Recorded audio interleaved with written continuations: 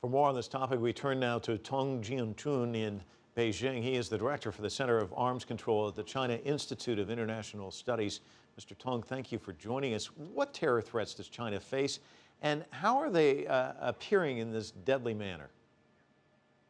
Generally speaking, I don't think China is facing serious challenges from terrorist attacks as compared with the United States. But in some region, for example, in Xinjiang autonomous region, the situation has been very complicated in recent years, as reported. The recent clash between the communication workers and the suspected terrorists actually is a very typical, case for the regional security. And the suspected terrorist had done, explosive devices tests and also practiced the killing.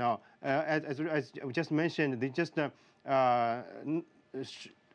at the head and the neck. So I think the situation in Xinjiang, some sensitive region, is very, very challengeable for the government. But generally speaking, I don't think China, as a whole, facing serious challenge from terrorist attacks. So it seems to be centered in that area. Can you give us any kind of background on how the police went about tracking down all of these suspects?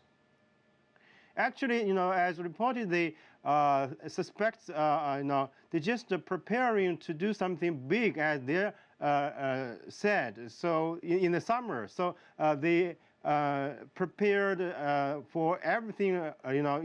Started from last December, and they will dance. They will do some, explosive or more killing in this summer. So I think the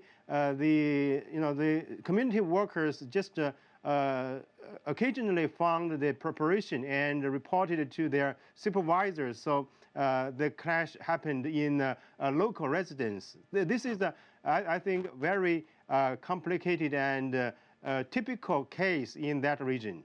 Mr. Teng, I was looking, and there's been other cases back in 2008 where police officers were also attacked in this region. How big a threat is it in that area, and what can be done to try and handle it?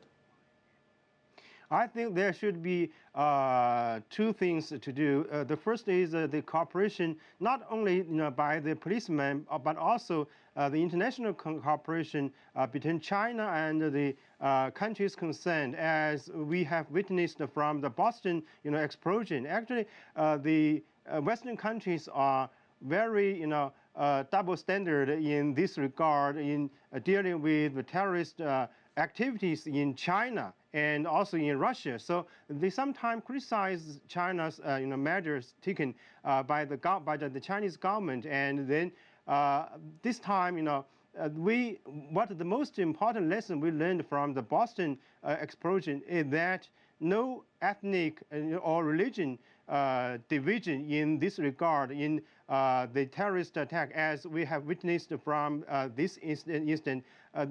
The suspected terrorist attacked the bigger ethnic groups, not only the Hans. This is not this is not a religion issue. All right, Mr. Teng, thank you so much for joining us from Beijing. Certainly appreciate it.